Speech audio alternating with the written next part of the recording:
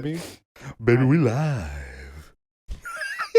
I'm in shock. You like that voice that I just did? You look like you're in shock. I am in shock. What is this, Soul Train? It can be. I wish. It could be whatever we want it to be, dude. Philosopher's Stone. Yeah. Are we going? No, don't let us flash the Illuminati symbol, dude. Is that what that is? Yeah. Like I did it like this. Oh, okay. So it's different. Are we going? That's are the we Norse like? symbol. Is this how we're starting? what? It's a Are we Norse here symbol. now? This is the Bledsoe Setso symbol. Yeah, we're on. Oh, a triangle. This is a production, boy. Get with it. We're Okay, here, dude, baby. My bad, man. We're doing it. Hostile work conditions, man. Jesus Christ. Yeah, All right, Alex. Well, you may notice if you are still tuning in to this wonderful production at this point that we officially have our first guest in the We studio. got the first guest in the house, Jeremy Bledsoe, everybody. Come on, you got to give my boy an intro. You didn't introduce him right. Okay, sorry. That's Jeremy Van Bledsoe. Oh, damn. You right? It's true. Really? It's true. Yeah, so obviously this is my older brother. And many of the crazy ass things that I've been through, he was there with me. Mm-hmm. Obviously, we grew up together. And by now, if you're watching the show, you already know that we have had that episode with our dad. Hopefully, you guys really enjoyed that. And we thought, what a wonderful way to start the year with my brother, Jeremy. So, one of my very best friends. Heck yeah, dude. that's a fact. Same. Sometimes I get the feel that y'all are just like plotting to run away together, dude. I want to run off into the sunset with Nick. We've been plotting. Secret is out. Yeah. We've been plotting for 15 Like years. here's See ya, bro. the scoop on that. I got a new bro now. Yo, me and Nick have been friends for 15 years, and I feel like every time Nick's come over, Jeremy freaking steals him from me. You know what's funny? Yeah. Like when we were younger, that was actually a thing. I know. Like you would be like, dude, he's my friend, Jeremy. Okay? I want to spend time with him too. Probably when I was like 14. You know, I didn't know that conflict was there. You didn't? No, I didn't know. It wasn't a conflict. It Y'all were wasn't fighting a big for me? No. You know what I want to know? And I know Vying for my I know you've been. attention? I'm always vying for your love, Jeremy. Are Same. you kidding me? Same. Oh my god. I want you to confirm something. And you've listened to the episodes, so you probably know what I'm going to say. You do listen to the show, right? I do. Yeah. if I know because you text me every time. If your Yeah, answer I do. was no, things would have got a little different. But you did good. I want you to confirm something.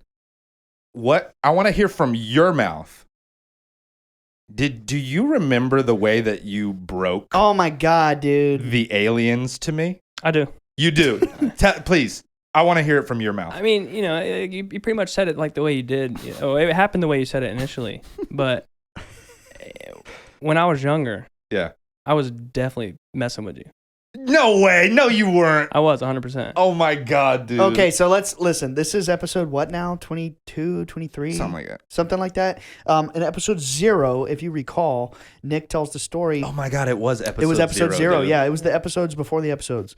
And Nick tells the story how he learned that we had a famous father involved in, you know, the world of ufology. Nick's literally like 14 years old. And what happened that night? My brother, you know, Let Nick, him tell it. Okay. I want to hear from him. We had Rosie at the time, right? Yeah. Yes.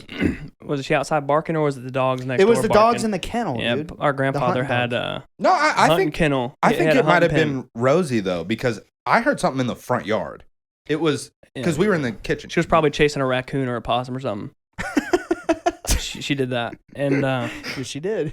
I mean, she's just out there rustling in the bushes. We had like a bunch of shrubbery and bushes to shield our house from the road. From the road. Yeah, Yeah. we were probably like, I don't know, 350 yards off the road. Yeah. Yeah. And It's probably more like 100 yards, but whatever. was it really? That's like Yeah, something like that. It's been a long time since. I Doesn't was matter. there. It was Okay. a whole football field at least. It's out in the country. I meant 350 feet. You're right. I was thinking football field. Irrelevant. But yeah, so she was just rummaging, like making a lot of noise, rummaging through the bushes, and of course Ryan's bedroom's right. It kind of by the front yard. looking out from the front yard, that broken window that was never fixed. Oh my God. The one you climbed through at my birthday party with the ninja suit, dude. We gotta talk about Yeah, that. we got a lot to unpack here. But yeah, I remember. I think Ryan and Nick both took notice to what was going outside, and of course, I heard something. I was like, what is that? Yeah. And you were like, "Oh my God! Like, are we being robbed? Are we being attacked?" And what did you say, Jeremy? it's probably aliens. Dude, that's verbatim what I said. He literally goes, probably aliens. Yeah, dude. Just like that. I started to panic, like, no. Dude, so coy. And you know what's funny? Now that you tell me that you were messing with me, it's so obvious. It's so, because you were so. Because, like, it could have been true. And also, you were so smug about it, dude. You literally went, probably aliens. And just, like, kept making his PB&J or whatever you were doing, dude. Like, and how I do was you literally, not know? I was like, what? And Ryan immediately starts freaking out, going, dude, don't tell him about that. Don't. It was like the first time I was over there. The first time at our house, So staying the funny. night. Yeah, dude. Oh my So God. funny, dude. Yeah. So, that. this is going to be pretty. I was a jerk, man. Yeah, it was pretty legendary. We've now talked about it like 3 times on the podcast. Yeah, for sure. It's legendary. So full disclosure, I wanted to kind of walk back some of the shit that we went through together when we were kids. You know what I mean? But I wanted to come out the gate with a question for you. You ready? Yes. You didn't think I was going to ask you them questions, did you? I anticipated you'd probably ask me questions. You did? Yeah. You know what's funny? Jeremy may be the loudest person that I know. But you're being And, so and quiet. right now he's like, Oh, you want me to be loud? Yes. Oh, okay. hang on. Yes. For context, and I'm going to out you for a second Oh, here. no. Oh, yeah. In high school, sometimes Jeremy would walk up to a group of people and just go, I bet I can be louder than you. Like, dude, am I lying? I'm not lying. Am I lying? Yeah. And he Multiple would also, times. Remember, he would go, yeah, dude. You're an enigma, honestly, dude. You're just a legend. Go He's ahead. a Joker, man. Go ahead. I'm the Joker, baby. Yeah, Joker brain. You know what's funny, man? Ever since we did, I don't even remember what episode it was, episode 8, when we talked about the Joker movie, every time in our little, Bledsoe Said So private chat, when we say something that's like off color, or out of pocket or whatever, we say, Joker brain. Yeah, Joker brain. It's like it's stuck. Yeah. Joker brain, Joker brain. It's almost like an funny. insult and a blessing at the same time. Yeah. Like, you got Joker brain, bro. What were you going to say? I derailed you. That's okay. Let me just fix the track real quick. Let me get right back on. Do all people with Joker brain get a Harley Quinn, or is it just the Joker? There's always a Harley Quinn to every Joker. Okay. Can I be your Harley Quinn? Oh, yeah. That was romantic. I knew y'all were going to run off in the sunset together. It's gonna Damn happen. it, dude. You're our Batman. I like that. Dude. All right. I like that. Hey, Bet. you know what? Bet. Dude, But that's we're the funny, good guys. because in my this. little Goku over This here is like has, Suicide Squad. I got the Batmobile right here, son. Show the camera. That's the freaking From the animated series. That's the animated Yeah, I got it series $5 Batmobile at too. Lowe's. Is that the I one bought- that can write on the walls? No. Yes, it totally That could. was in the 90s movie, dude. It was still cool. Yeah. I loved it. It was still cool. Yeah. Anyway, Yeah. Jeremy, let me ask you a question, son. How how was it from your perspective? I've never really asked you this, dude. We don't really like talk candid about, because we grew up in it together. We didn't really need to have these kinds of conversations, but now we're on the show, so it's time to have them. How did it feel growing up with a dad who was famous for like UFOs and shit? Be for real. You know what I mean? I thought it was pretty cool. Really? Yeah. That's it. Well, I thought it was cool, but of course it came with its, downside too. Yeah. With, Like what? With, notoriety or, fame, infamy, whatever, however you look at it. It attracts attention. Yeah. And you oftentimes get met with dissent. Mm. And people love to tell you what the world's like. Oh my God. Yeah. People love to tell you what the world's like. That's everybody's favorite. They thing. love to tell you what you've experienced. Oh, yeah, dude, yeah. I love when people try and tell me what I've seen. It makes so much sense when I can't define it and somebody else can. So whack. Yeah. From the jump, like from the very beginning of this shit going down in your family, like from the beginning where you like, this is wild. This is cool shit. Like, did you feel any fear towards it in the beginning? Dude, honestly, no, I didn't. And it's because I've always been a kind of like a sci-fi kind of person. I've always, we grew up in the church. You grew up in the church. Yeah. Oh yeah. And, they're not about whatever. That is a no go. So Jeremy, just for context here, dude. So Jeremy, and for the viewers as well, Jeremy doesn't realize this, but last night we just recorded another batch of episodes. He hasn't even heard the hell episode yet, where we just did a whole episode talking about how hell's not real. Wait till you hear that one, bro. Yeah. No, I'm excited. It's going to be great. Yeah. I hope so. I listen to it every Wednesday, dude. Nice, Yeah, dude. do it at work, but What was your question again? How did it feel growing up with a dad who was famous for like UFOs? I thought it was pretty cool because like I went to UNCW. Yeah. And that's where Diana Pasolka was a teacher, a professor at. Yeah. In the department chair, and she taught. I can't remember the class itself. It was like UFOs and religion. And stuff. UFOs and the religion. class was UFOs and religion. She had. It's complicated, man. She would do presentations on that. I don't know that she had a full course on that. Did she? She did. She eventually got one. I think she did. Okay. I think she did. By the way, pull the mic. Make sure you're in the mic. I'm pretty sure she did. And I was an accounting major, so I never had any reason to take any of her classes, but I had the opportunity to. But he would come. She would have him come and speak. Yeah, to the kids at college. Your did dad? I ever tell you about that, dude? No. Yeah, Diana Pasolka used to have dad as a speaker at UNCW sometime. I Damn. forgot about all this, dude. Yeah, I had no clue. Yeah, man. He would come and like give lectures to. Yeah.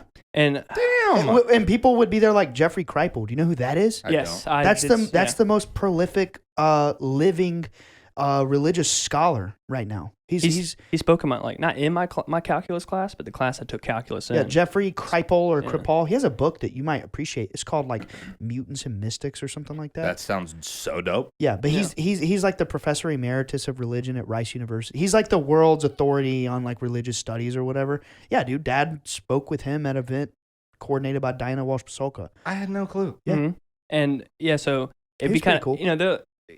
At college, most people are there at your age. And I remember, I would imagine, right? That's generally what it's like. And one night he did go in there and speak, and I just ventured off into the restroom, and some dude was in there as well. And for some reason, we struck a conversation in the restroom. Yeah, and he was like, "Oh, well, what's your name?" And That's not awkward. No. Yeah, washing our hands, which made it a little bit less awkward. When we're washing our hands, but he's like, "Oh, what's your name?" I was like, "Oh, I'm Jeremy Bledsoe." He's like. Immediately he knew. Like Chris Bledsoe? I was like, yeah, that's my dad. He's like, oh my God. And I don't really remember much after that, but yeah, it's pretty cool whenever you receive the positives. To elaborate better on your question, though, or more on your question, I never really did have any resentment for being the son of somebody who went through a lot. Yeah, and it was like on TV and shit. Yeah, I never had any resentment for that. Because like you can't blame somebody for something they can't control. Right. Yeah, you can't blame somebody for something that happened to them. Right. Yeah. I was just more confused with the reality of it all. Like, how do you make sense of that? Yeah. Especially at that age. You were 15? 14? 14. Because I was 13. Yeah, I was in the 8th grade. I was in the 9th grade. Yeah, like... When did it happen? In January? Yeah, you would have been 15. I was 15. Yeah, and I was 13. I so was right. Kids. Okay, you were right, dude. Thank you. Calm down. Jeez. Thanks for... Yeah, calm down, man. You're supposed to be on my side. Take your wins. Who said? He's my brother. We're going into sunset. Yeah. Rightful's down the road. Yeah, dude, he's my brother. You're wrong, dude. Oh, my God. We're friends. Man. This is Suck Bledsoe it, nerd. said so. It is Bledsoe said Your so. dad's name... I'm here. Yeah. This is my show. Hey, don't bump the mic. I'm just kidding. You're right. No, but seriously. I do got long I get in arms. trouble about that by my producer all the time. He's over there. I'm gonna sit on my hands. Giving you the stank eye. Thanks for the headset, Alex. Oh, I got Appreciate another it. question for you, dude. I know I said this isn't an interview, but whatever, man. I told you I anticipated questions. Okay. Well, honestly, and another the other thing is though, like with us, just dude, one of the first episodes that we did, I told him like I've been so like such close friends with y'all, but like The family, yeah. In the like moment, even Chris Jr., you know him very well. Yeah, but like in the moment, I was talking about Ryan, like.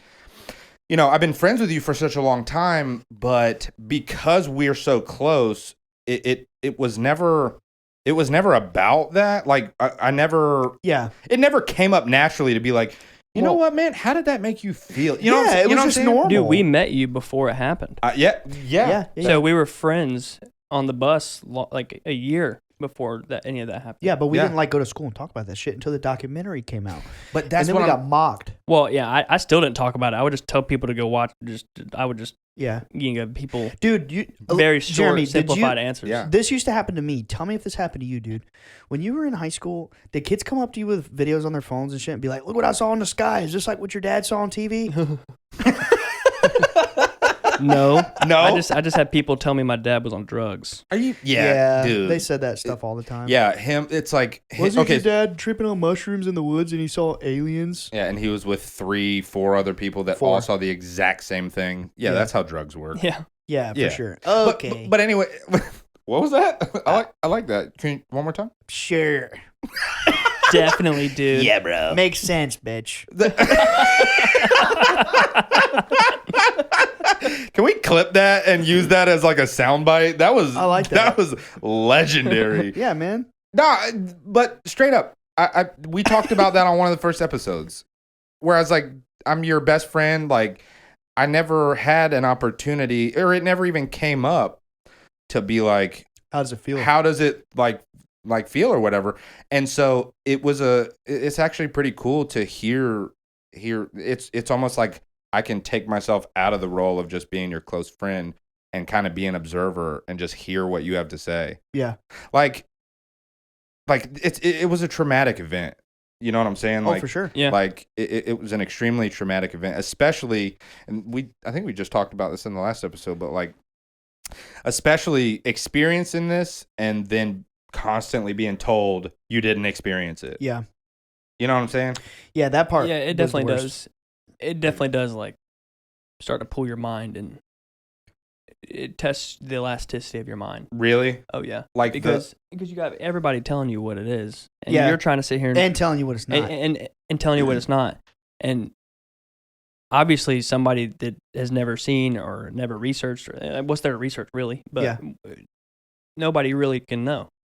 Yeah. Until we know. And at the time, dude, all we were like allowed to research because we were kids and shit, and all we knew about was the Bible. Yeah. So I remember being a little kid trying to look in the Bible, like, oh, you know, the wheel of Ezekiel and this, and like it's all this and that, and like it makes sense, you know. And it's like there's so much more out there, you know, the esoteric the stuff we talk about on the show, but there's so much data that we didn't have when we were kids that I think could have helped us. But I don't know, maybe we weren't ready to access that yet. I don't know that.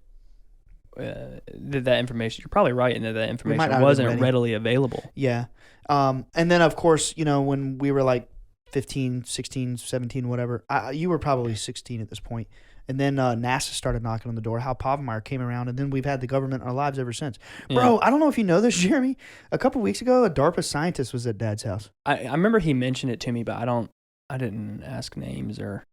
Well, I know the guy's name. I just don't want to say it. Well, of course. You know, that individual want anonymity. Like, I didn't ask it. I didn't really speak to Dad much. Well, no, he did tell me about that now that you mention it. Yeah.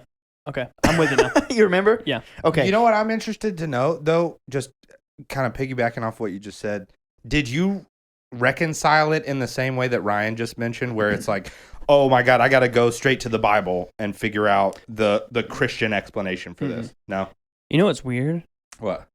I didn't obsessively, like... No, who you calling obsessive? With all due respect. No, it's fine, with all due respect. I get it, dude. I didn't obsess over it. Yeah. I'm always looking for stuff to occupy my mind. And yeah, very busy. Very busy. Very, very busy-minded. And video games were a great source of a great way to cope, because I could easily insert myself into worlds that didn't have those things that I needed to think about.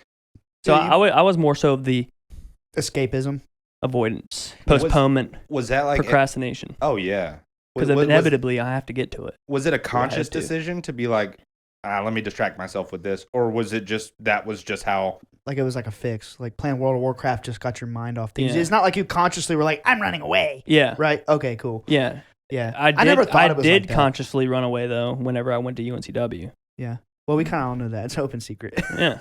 I definitely did. Because, I mean, who does at 20 years old want to go out and be independent, you know? Yeah. And I've always been a more introverted, independent individual. I've always been like that. So. For sure. Of course, all of what happened compounded that infinitely. You think so? Oh, yeah. Yeah, dude, we were kids being told by our own aunts and uncles that it was demonic. Imagine that. It's kind of hard to, from my perspective. And mom, too. No, I love you, mom, if she's listening. But, I mean, she was, you know, it's just the way it is. And I don't think she had any sort of negative intention. But initially, she thought this was all demonic, too. She freaked her out. I guess it was like a war between our parents for years, dude. I'm also the kind of person that I'm not accepting, but I'm also I'm pretty open minded. So Dad's sitting here telling us like, "Yo, guys, we just saw some crazy shit on the friggin' river," and I'm like, "Oh, word? like sick. Let me hear about that." And then, that was it. I'm like, "Dope, that exists, cool." Yeah, And then we were kids too. And And I'm sure, like, hearing something straight from your dad, there was never a second where you were like, no, that's not.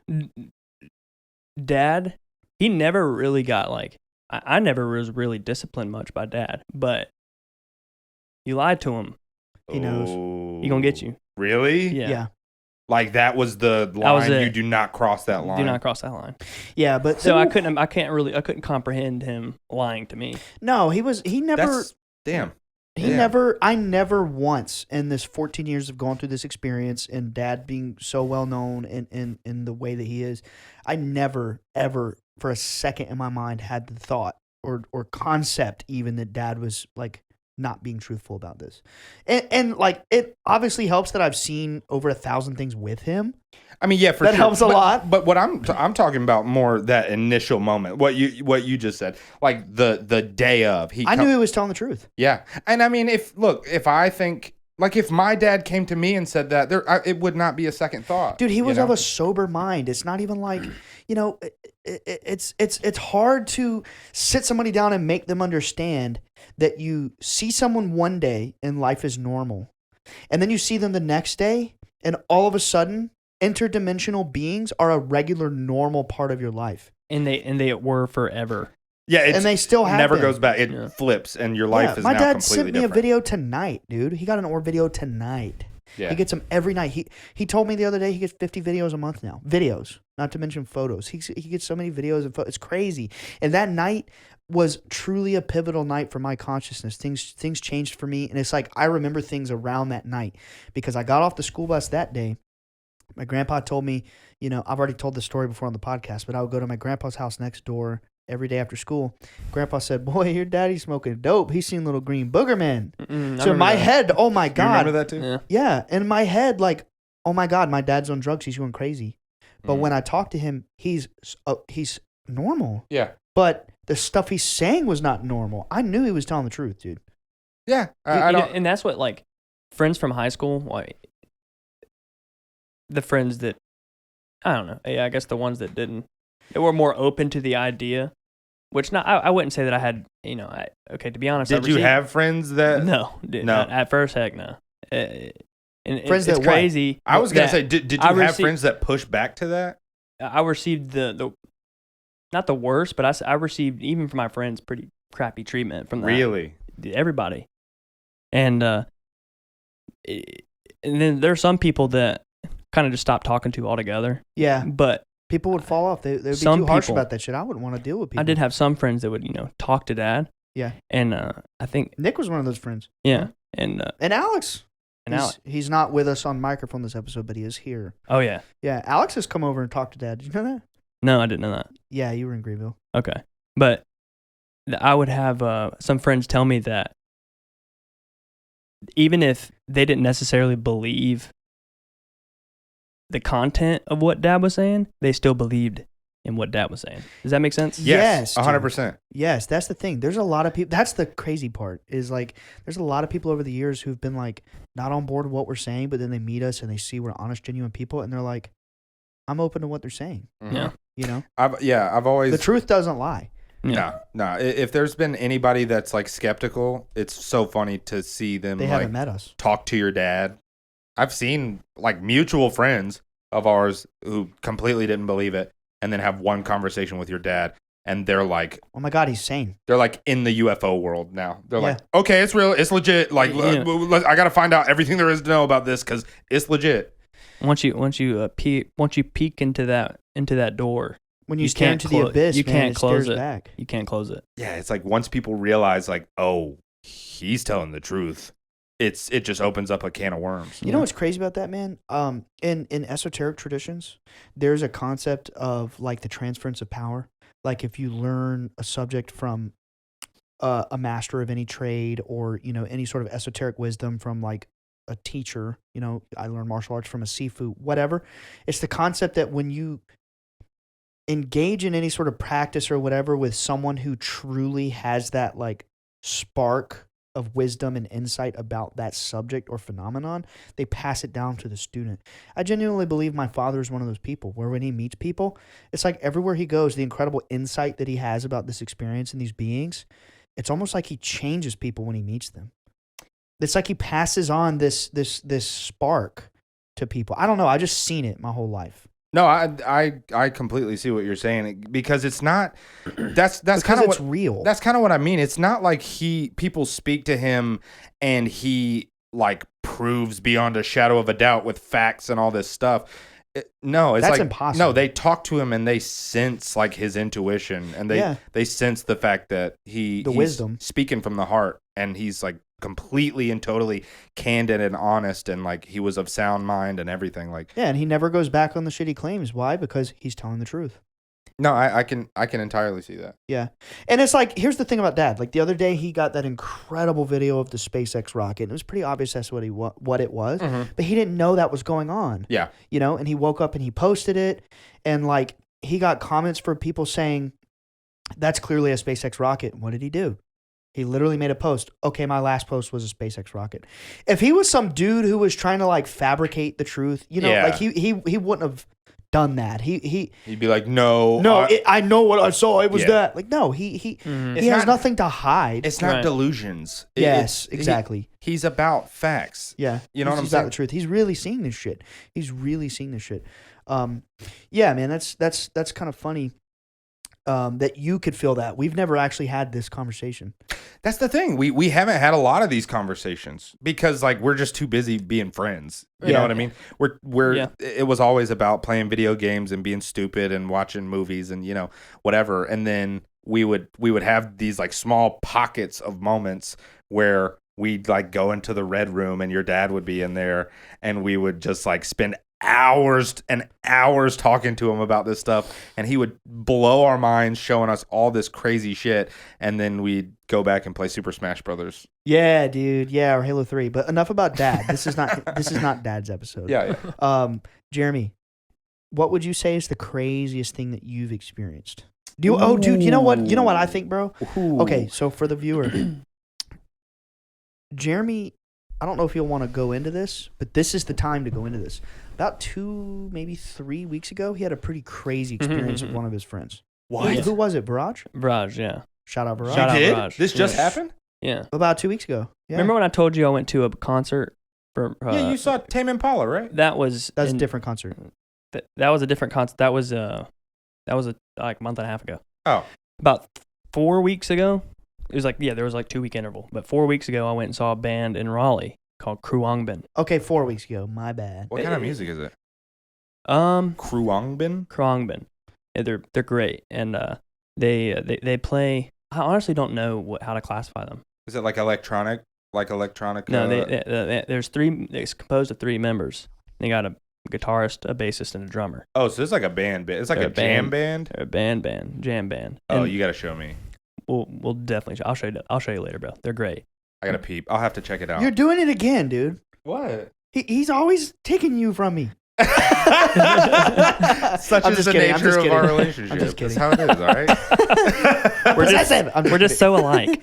What the heck is that? Oh, that's the band. No way. They got so Alex just pulled up the band's website, the band that Jeremy just said, and their website is all UFOs and Saturn. It's a sun and Saturn with the rings. With a UFO in the middle of it. Yeah. Did you know that? I did not. Dude, wow. Come on. Dude, that is come okay, on. now you have to tell the story. Come on. Okay, now I have to tell the story. You know what's really cool? Side note, this concert, it was a benefit concert, and quite frankly, I feel bad. I don't remember the benefit. But it was put on. Not have been that. It was put on by I know, right? It was put on by Paul Rudd. What? Oh, for real? He wasn't there. But man. it was put on by Paul Rudd. And he went into how he just got voted sexiest man alive. He's a good-looking dude. He is sexiest man alive? Come on, dude. He's like de-aging. Like he is. He's like 52. What? Like, yeah, I mean, he does get small in Ant-Man. Oh my god. Oh my god. De-aging and getting small, not the same thing. Okay? Alex is over here. I'll have you know. You know what Alex is doing right now? What? He's pantomiming to me to go into a conspiracy corner about injecting. Oh blood. my God! This is not that Alex. episode, Alex. You're such a nerd. You're off one episode. Joker And you want to brain. bring up the conspiracy corner. Joker brain. He's Joker brain. Okay, I want to hear this. Yeah. I'm so pumped. So concert, Viraj. at that concert, Shout out Viraj again. Shout out Viraj. Viraj is dope. Raj, I don't know you, but shout out. So He's cool. we this concert. The concert was in. Side note, dude. Viraj almost likes Ariana Grande as much as me. Actually, he likes her way more. yeah, you do. Jeremy, would you consider yourself a fan of Ariana Grande? I have all her Fortnite skins, What? You have all her Fortnite skins? and I don't even play the game. She has Fortnite skins? 4 of them. What? Oh yeah, And I don't even play the game. I do. I play like one game every like. Who is not Once in a month or Fortnite? something I like want to be a Fortnite skin. They're about to put Naruto. Oh my god, and Kakashi and Sasuke and Sakura, right? I think so. Yeah. That's sick, dude. And you can get. Remember Kakashi's dog? Yeah. What's yeah, his yeah. name? Paku? Paku, the little brown dog, not- and he wears the ninja head. He's like his little detective dog. Yeah, I can't. I don't know if think his it's name Paku. is it Paku. I think so. It's something like that. Whatever it is. It's like back bling or whatever, so it just like rides on your back. That's Oh, cool. yeah. That's cool, dude. I'm terrible at that game. Yeah, me too. I just like dancing. It's kind of fun. I'm not gonna lie. He goes, I have all our Fortnite skins. It's true. Oh my Oh, god, yeah. dude. No way. You can't Alex do pulled this. up the Ariana Grande Fortnite skin. can't do this You right got now. that skin? I think so. Yeah. Oh my god, bro.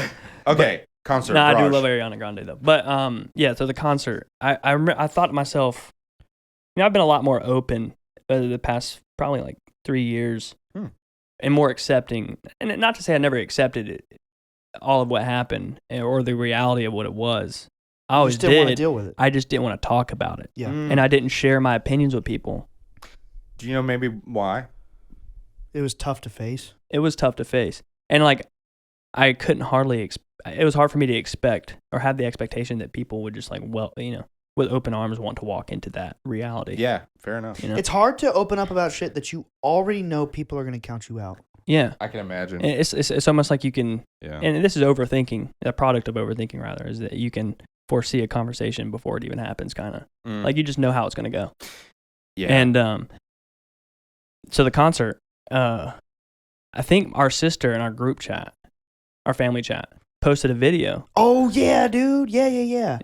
Yeah. And So Emily was at a concert like the week before. yeah. I saw that Yeah, video. you saw, and she saw lights in the sky at the concert. Right. It blew my mind. It saw like what I Like would crazy say. They were like lights. dancing or something like that. Yeah. They were moving in like a weird, like circular almost. Like it was wild. Yeah. So I remember thinking to myself, of course, I had this amazing band playing right in front of me, and I'm thinking like, oh, I want to see something. What's going on? Like, You were thinking that? Yeah, I was like, dang, I want to see something. Like Emily saw something. Like, what about me? Damn. Like, Yeah. I'm trying to see something real quick. And then of course, I didn't see anything at the concert, which is like an hour. I think they played for about an hour 15. And I was like, not disappointed, but more so accepting of the fact that I was like, okay, well, it's kind of what I wanted to accomplish in my younger years. Like if I want to, I guess you could say run away Yeah. from a perceived problem. I don't want to say it's a problem. Right. I got but you. at the time, that's what it was. I guess I should say run away from trauma. And Yeah. And I thought in my head at that time, like I didn't see anything, so I guess I achieved it. So I can't be mad for getting what I used to want. Sure. Yeah. Even though that may not be what I want anymore. Damn, that's deep. But so there was a crowd of people there. Red Hat Amphitheater. I don't know if you've ever been there. Yeah, I've been. Is that the one in Durham? Raleigh. Yeah, Is it in the area, in the triangle. Oh. The RTP area. I don't know which one. I saw 21 Pilots there. Really? Yeah, it was cool. Isn't that Red Ricky? The Red Ricky. He's the front man. Yeah. But so I'm sitting here thinking like, dang, I got to use the freaking bathroom bad. But it was just way too freaking crowded. So Yeah. I look at, so I drove there. I drove there from Fayetteville as opposed to Greenville because I went to my cousin's Baby shower. baby shower. Mm. Melissa's baby shower. And Shout out Melissa. Shout out Melissa. And her baby. And Shout out Van. Oh, his name's Van? It will be. He's I not born yet. I told her that I'm going to pretend or I'm going to tell everybody That it's named after you. he's named after me. Yeah, so Jeremy's middle name is Van because that was our grandfather's name. It's like a family name. And also in Greenville, I go by my middle name. Yeah, he rebranded. I rebranded. Yeah, he's by Van an now. accident. Really? Yeah. Well, dude, for full disclosure, Nick doesn't know this. When we were kids, Jeremy's name was Van when we were little kids at school. Yeah. That's what he always went by. Oh, Yeah. damn. And by an accident, it got changed to Jeremy. And then by an accident, again, it got changed back to Van. Yeah. But I was like, yeah, sure, that's great. Dude, your life, death, and rebirth. You're the Joker. It's your cycle. I'm the Joker. Where's my Harley Quinn? No, I'm just kidding. right here. You know. Okay, I gotta hear this. So so I had to use the bathroom, dude. And Vraj is a bit of he knows he's from the Greenville area. That's where I live, the Greenville area, Greenville, and he knows the roads really well. In fact, it's almost like a source of pride for him, which I mad respect. If you use a GPS around you, he's gonna be like, "Yo, turn that off." No way. Yeah, he would hate me then. It's so Raj, funny. Don't be a road snob. But dude, he knows where you're going. that's pretty damn reliable, dude. It is. It is. You know, when I'm in Greenville, I'm gonna hit him up, man. Oh yeah, so he can guide. He lives me. in Raleigh now. Oh really? Or Durham, yeah. Word, dude. I bet he don't know the roads there. He does, but He does. But no. So I'm like, dude, not only am I starving because it's 11:30. Yeah. I got to use the bathroom bad. So we go to the Sheets, and Sheet slaps. Sheet It slaps, does, man. and this is a little. This might be TMI, but that night was extremely weird, and I have to add the weird for context. Yes. Okay. So I go into the bathroom, and I go into the stall, and I'm trying to use the bathroom. This guy next to me in the stall next to me was playing Drake on his phone, and he was playing Drake in his phone. On Is his it because phone. it's shitty music, dude? You're gone. And You're done. You're done for the episode. I don't have an Get opinion out. on Drake, dude. I don't have an opinion. He's got some pretty good It was music. just a bad joke. It was just, Is it because you have shitty music? It's in the That's bathroom. in the dude. bathroom. But dude, so this guy, It's okay to have bad jokes. I can't hit all the it's time. okay. I still love you. I'm hit or miss. some of the best jokes are the worst jokes. Yeah, man. But this Calculated, dude, this son. dude screams at me, "Hey, you trying to take a shit?" What? The dude in the bathroom? Yes, Dude, are you shitting and he me? starts like hysterically, maniacally laughing. what the heck? And I'm like, I can't do this. I want my ass out. You didn't even use the bathroom? Dude, I was sketched out by that. And so I get back in my car, and I'm like, Raj, it didn't work out, dude. And I told him the story, and he cried, of course, because it's genuinely funny, and it really was. Dude. It was freaking funny. That's hilarious. And then so he's like, all right, well, let's get back on the highway, and we'll get off on this exit. I think it was 435, but exit 435 on Highway 40. And it'll put us, and right off that exit, there will be a Sheetz and McDonald's, this, that, and the other. I'm like, word, you know what you're talking about? Cool. Yeah. So, we get off on that exit, and it's the city or the town is called Knightdale, North Carolina. It's really close to Raleigh, and you might say a lot of people who commute to Raleigh on a frequent basis live out there. Kind of like Garner. Kind of like Little Garner. towns out there that are a little more rural. There's like a Yeah, few there's right a lot of around. them. Yeah. Yeah. Yeah. Yes. Okay.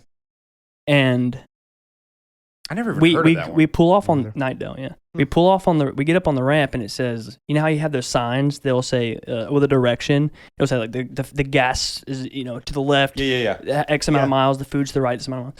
So I see where the McDonald's is at, and it was like 2 miles. I was like, oh my god, are you kidding me? So we drive. Mind you, it's like 1:00 at night. Yeah. Or 12 something.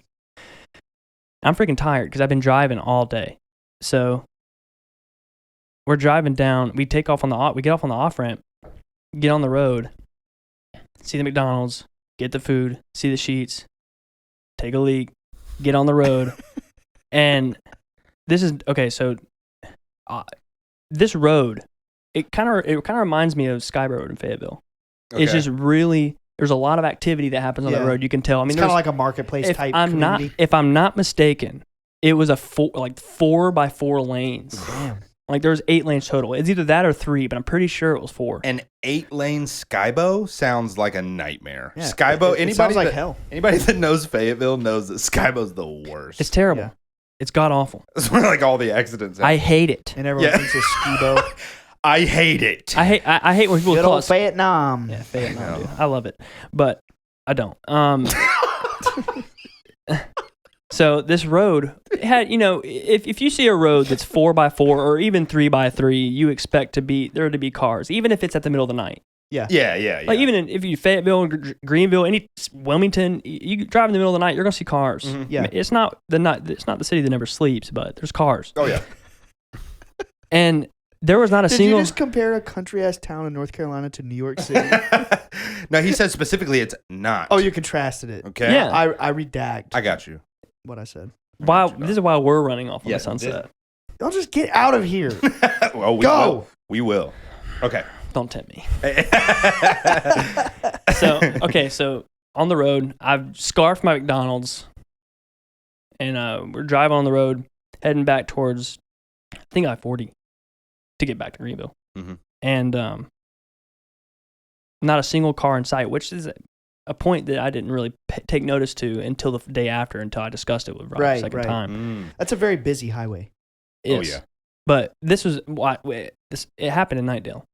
So we weren't quite on I-40 yet. Okay. I-40 just yet, but What happened? I was driving and I saw a plane. Obviously it was a plane, like a Continental jet, like way up there type plane. You could All the blinking and shit. very vaguely see the blinking lights. And I was just looking at that plane, and then me and Raj both were looking at it. And then it looked like, I can't really say how big it was. It was damn big. But I saw this light flash on. It pulsed on. What color? You know what color? I don't know. White. It's just like a white light. The color, dude. I'm honestly just asking. I wasn't there. Was it like white? Usually they're white. The white orange gleam. Yeah. And I say that because we've seen so many. Right. Not just. But then it moved instantly, and then it pulsed again. So it happened so quickly that it looked like it was in two places at once. Damn. Whoa. And like you can tell when an asteroid or a comet or whatever. It just keeps going. It doesn't stop. And it's not as well. For one thing, they don't blink on and off. It doesn't strobe or none that I've ever seen. Of course, I'm not an astronomer, but those strobing asteroids. Yeah, you know. Yeah. They're just partying on the asteroid. And the thing was the direction. It went down. Yeah, that's not normal. Right. And you know and it me. Stopped as it went down. And then it disappeared, of course. Yeah. So it went down and stopped? It went boop, boop, gone. And it was like instant, like it moved so quickly it looked like it was in two places. But it happened it happened quick enough to where we both could look at it and not happen in the corner of our eyes because we were drew to that area of the sky because of the plane.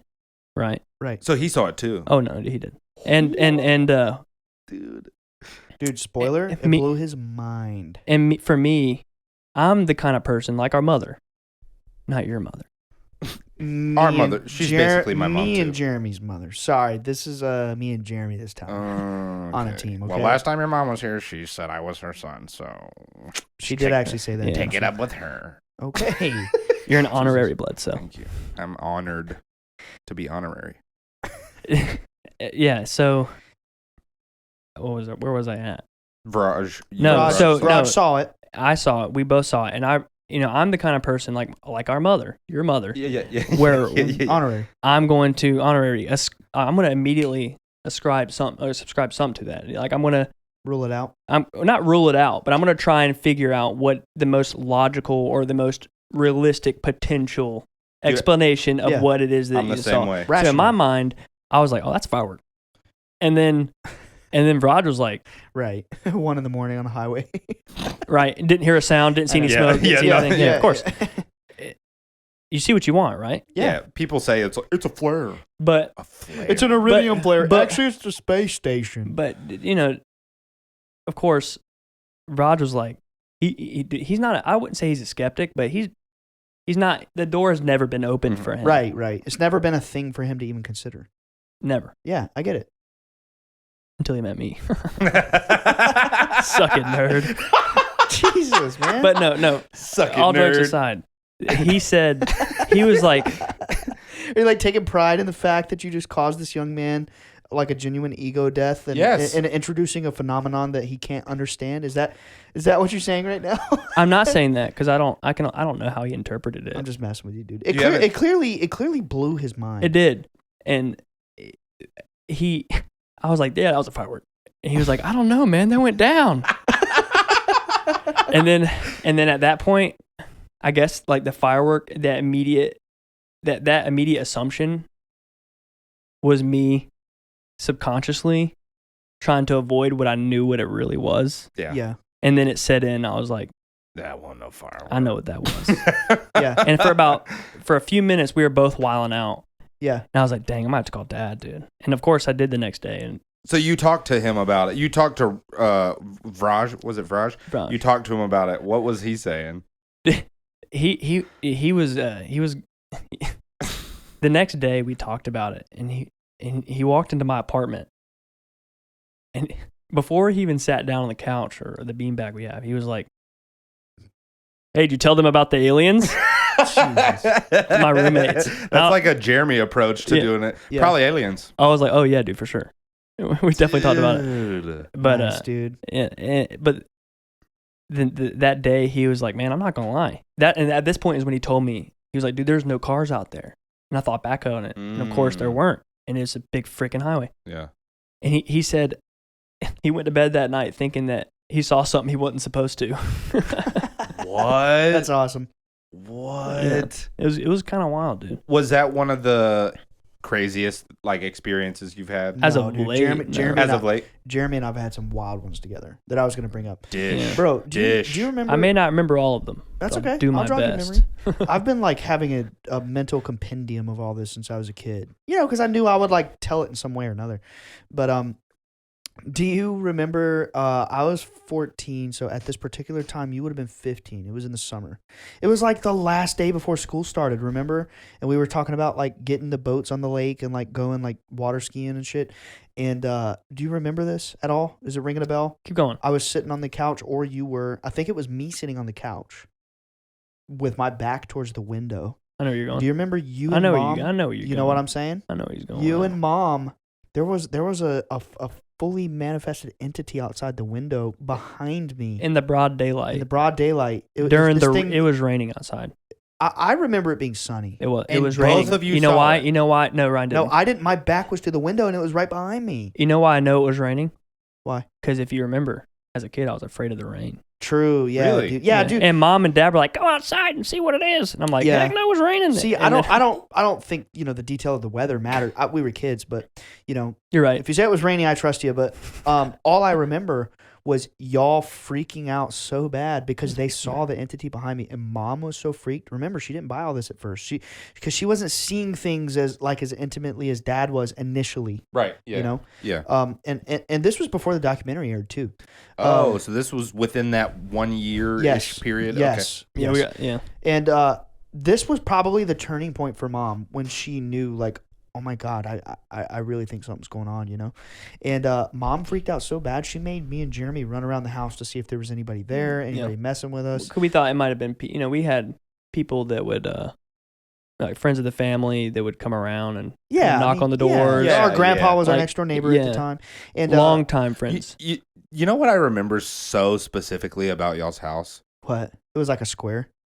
It was. You could walk all the way through it. No, it was connected like a hub. The house would think about it. That's not. It was a weird what house I design. what I was gonna say is like there was constantly people just walking into your house. Yeah. Like no one knocked ever. No one rang the doorbell ever. It was just like open the door. Boom. It was an open door. All the time. At any given moment, like anyone could walk through the door. You know what's the sad thing? It was like that for the freaking Department of Defense too when we were kids. What do you mean? They just they knew that there were children in that house, and they kept coming and prodding our family. But they wouldn't just walk in, would they? Hal Pavenmeyer drove from Cape Canaveral 12 hours, knocked on the Unnoticed, door, right? and invited himself in, basically. Completely unnoticed. Yeah, Like, that's how it started. okay, I got to go back to this. The entity? Yeah. So you saw it. So Mom saw it, like made eye contact with it. Yeah. But Freaked Mom out I saw bad, it. dude. I saw it. I caught it. He caught it as it was like leaving. Like it shot off. And dude, past the window. And one point to mention is that in order to peek your head into that window, You had to be tall. you gotta be tall. You had to be taller than me. Which window? Which window? It was the windows in the red room, dude. Oh my God. I'm imagining the front porch. No. I was sitting on the couch in the back living room. My back was to the window, and we were discussing if we wanted to enjoy the last day of summer before school started on like the following Monday. Yeah. Or something like it was a Sunday maybe. It doesn't matter. It was the last day of summer. I know that because we were like, let's go to the lake. Let's go to the Cape Fear River. Dad had this fishing boat at the time. And I was sitting there, and it was behind me, and it freaked Mom out so bad. And Jeremy at the time was probably pushing 6 foot. I mean, you grew quick. You hit 6 foot pretty young, like what, 15, 16? You were pretty tall already. 16, 17. Yeah. So at that time, Mom was making me and Congratulations. Thanks. Jeremy. Yeah. My knees get beat up a lot. Really? Dude, yeah. Dude, yeah. How tall are you? 6'3", Damn. maybe a little more. I don't know yet. Cool. People, it's weird. jealous? People just keep telling me I I'm get not taller. jealous. I'm just disappointed that I never reached that height, if I'm going to be candid. I'm the youngest brother, man. Yeah. Yeah. I mean, I meant to say the shortest. Is Chris Jr. taller than you? Yep, by like an inch. I'm taller than him, though. Yo, okay. Oh my God. Anyway, yeah, so it was just crazy. For me, what was so crazy is I'm enthralled by this story. seeing my mother, who was the biggest skeptic of all, Oh, yeah. how bad she freaked out, dude, and made me and Jeremy go stand outside by the window. And she was like, She's it was this tall. She was shook. She's always been the biggest skeptic in the family. Always. Yeah, and you want to know the truth behind that? Hmm. The whole reason is because she didn't want to be judged by her Christian family members. Mm-hmm. Yeah. I mean, is that off, Jeremy? Probably not. No. Yeah, it kind of all comes back It's to all that. back to the Christianity. It's the religion thing. Fear is the mind killer. Fear is the mind killer. Yeah. We got to talk about Dune, dude. Yeah, well, we just did a whole episode on Dune. Yeah, but not with Jeremy. Yeah. Anyway, so you caught it like peripheral vision? Yeah. And then what's crazy is I was the one that broke the silence. Really? Yeah, because I was laying real close. I was laying down on the couch, and I was right up to Mom somehow or another. I don't remember specifically. And I was like, who was in the window?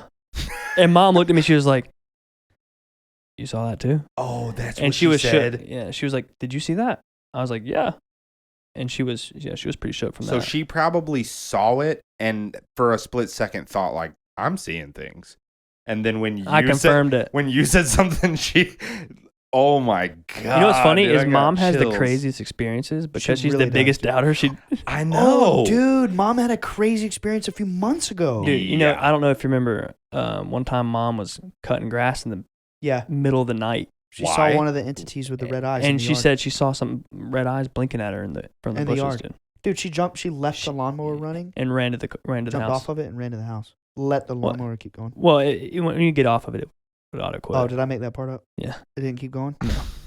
Oh. I'm almost more It would have been way concerned- more epic. I'm almost more concerned with the fact that she's mowing Sorry? the grass in the middle of the night. It had headlights. That's epic. Yeah, it was a That's really pretty- nice lawnmower, dude. That's pretty epic. You know, our yard was secluded, so it's not like she was in any danger. Right, of course. No. It's the South. We do weird shit, man. We get on our little John Deeres and just have a blast. I'd be lying if I said I haven't cut the grass at night before. There you go. Dude. And like daylight. literally, dude. Mom, it's the funny thing about our mom is she has had genuinely incredible, profound experiences, and it's taken her till pretty recently to be a little more open about all this stuff. I don't know. It's funny. It's almost like Mom is on some sort of spiritual journey. It's pretty incredible. I think everybody is. I think, Yeah. I fully believe in that whole thing. Like everybody's the main character Of their own movie. of their own story. I'm Yeah, a shonen character. you are. Are you? Which shonen character are you, Luffy? I'm Jeremy. Come on, man. I'm Jeremy. Hey, Jeremy, just talk a little louder, dog. I'm Jeremy. There you go. Sorry. It's okay. It's your he's first time, the brother. shonen character. Oh, my bad, dude. He Yeah, makes Am I his sage I'm mentor figure? Definitely he on calls the podcast. shots. No, that was me. I know. You called my shots. Yeah. Yeah, he shoots the J, boy. There it Remember that? is. We used to say that Shoot because the That's J. definitely so right. dumb, dude. Because I We're thought I was so stupid. smart because like the ball makes a J shape in the air. Yeah. It's a Michael It's so Jordan dumb. reference, dude. Big brain moves. Oh, really? Yeah. I think so. The J. Interesting. Jordan. The jump man. Huh? I thought that was Drake. Do you want? No. It's not. Drake wishes he could play basketball. What's up, Alex? You look disgruntled.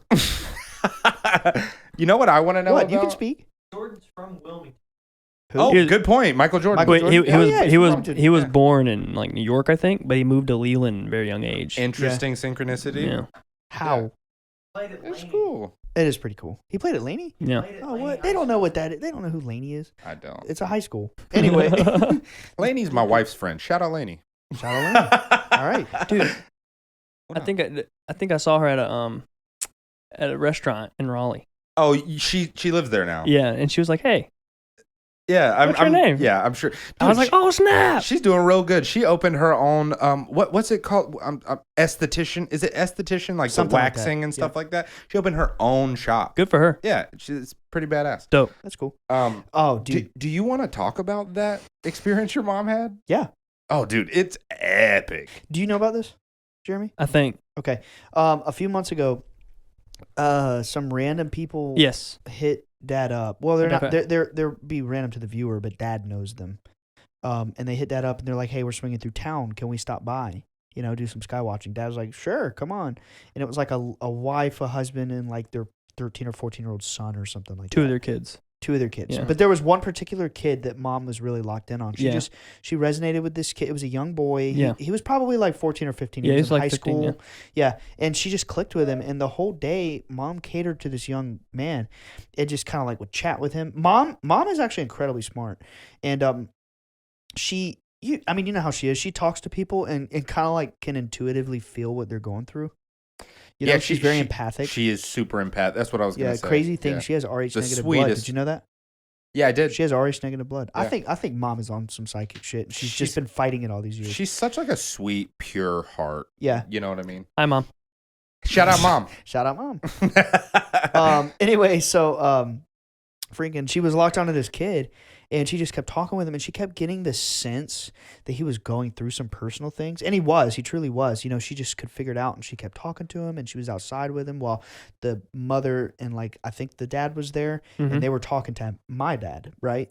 And next thing you know, they all turn around for whatever reason, and Mom looks up. And this was only about 50 feet in the air. This was not far. It was above the she shed, I thought. Yeah, it was. I'm just leaving out those extraneous details that I don't want to have to over-explain. But anyway, it was over. It was over one of the buildings in our yard. That if you measure the height of this, it would have only been about 50 feet off the ground. That's very close, dude. Very close. Oh yeah. This thing was massive. The way she described it to me, it was probably 20, 30 feet in diameter. You know, a massive object.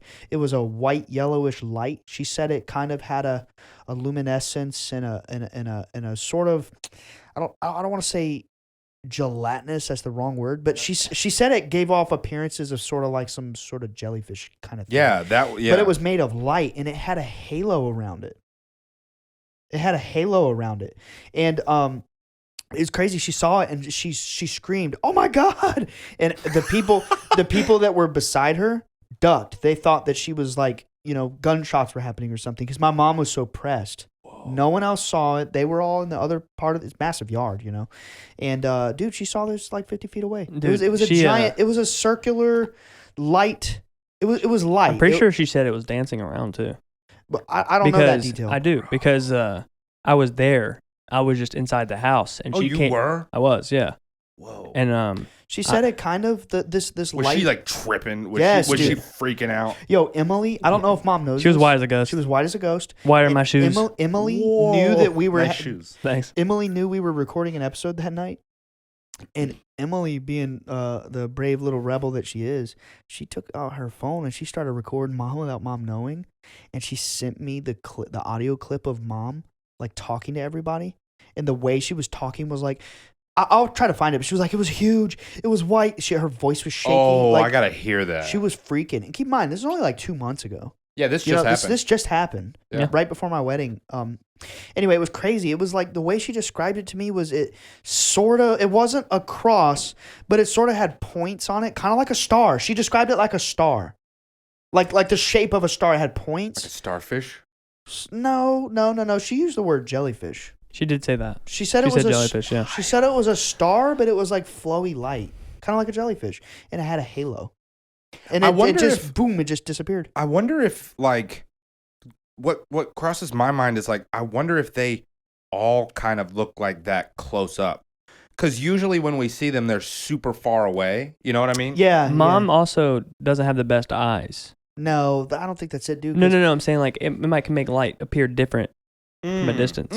Like, I'm not. Does she have astigmatism? Doubting what it is that she saw, because like I saw her after she saw it, she was struck. Right. You're saying she definitely saw it, but it could have been slightly skewed maybe by like... Dude, it was like 20, 30 feet away, though. 50 feet away. Like, I don't think that's it. I think, here's my take on that.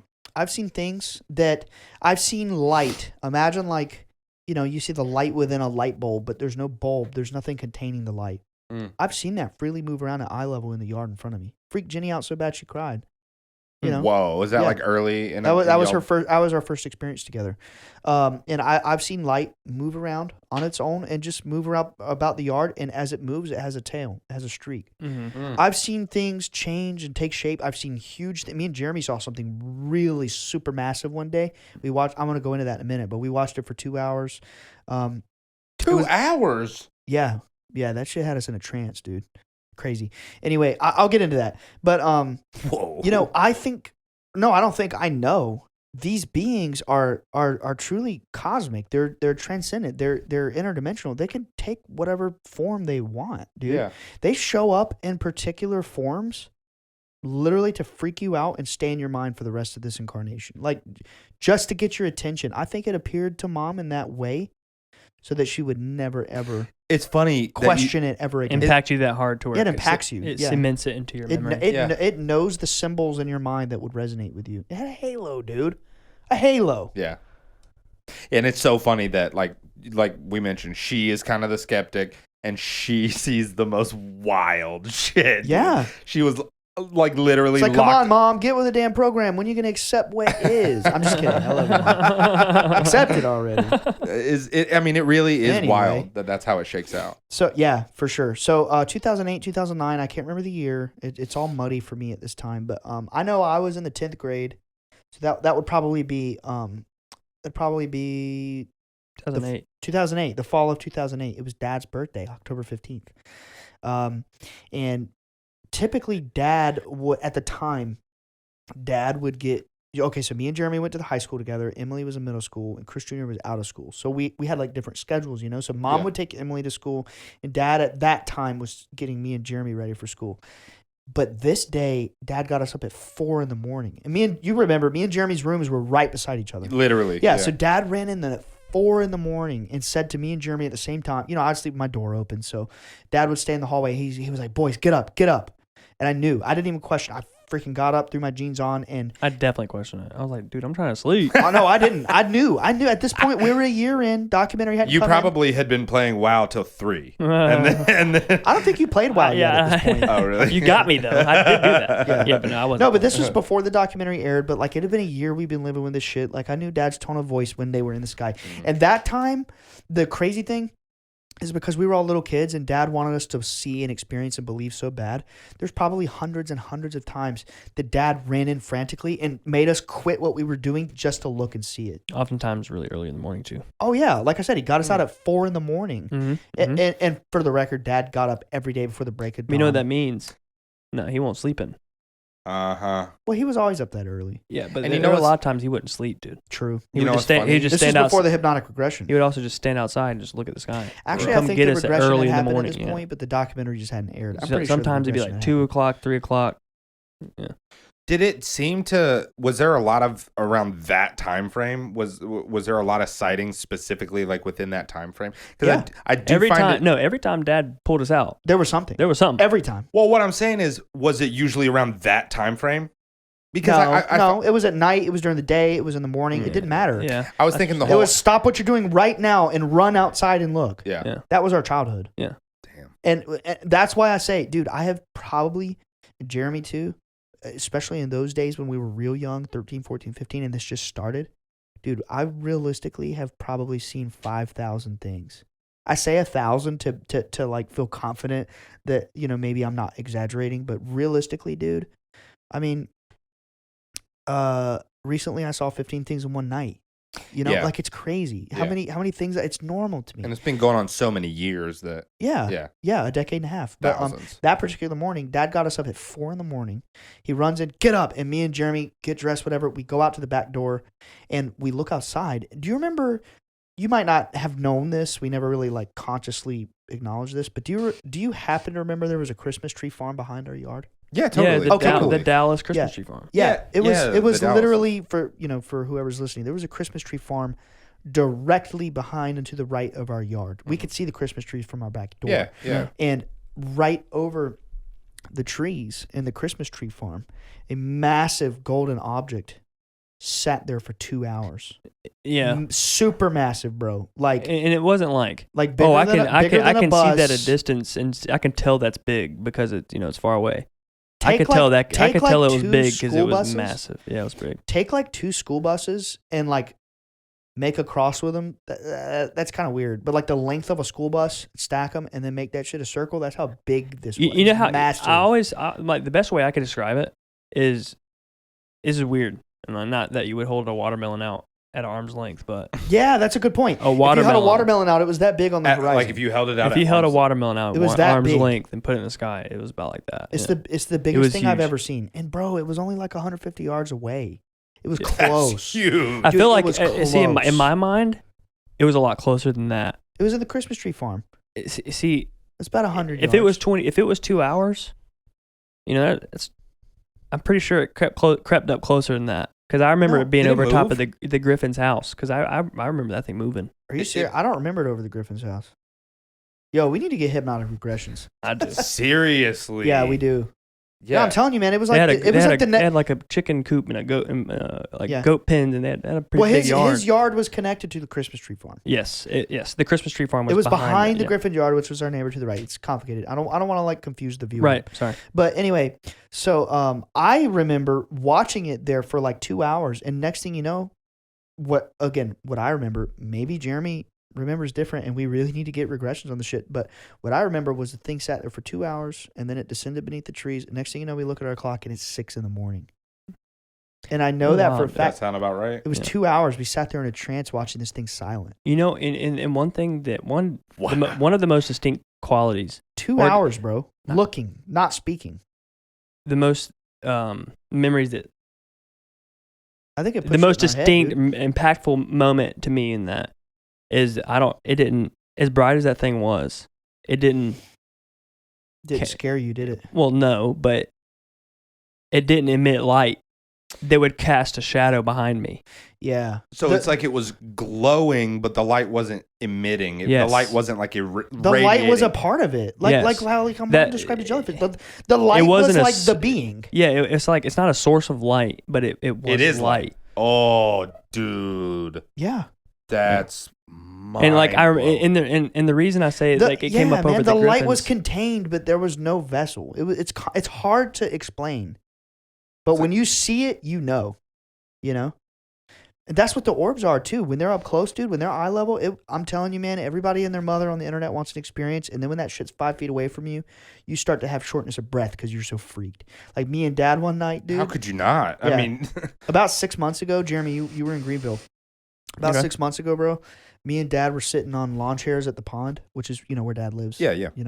And I swear to you, dude, orbs were 10 feet away from us, blinking in our faces. And we were sitting there like, don't panic. Like, it's okay. They're not going to hurt us. Right. I looked up, dude, and I was sitting under a tree. And right above me, one blinked on in the tree, in the leaves and the branches. And then I looked at the water. Boom, one blinks on over the water. And they mess with you, man.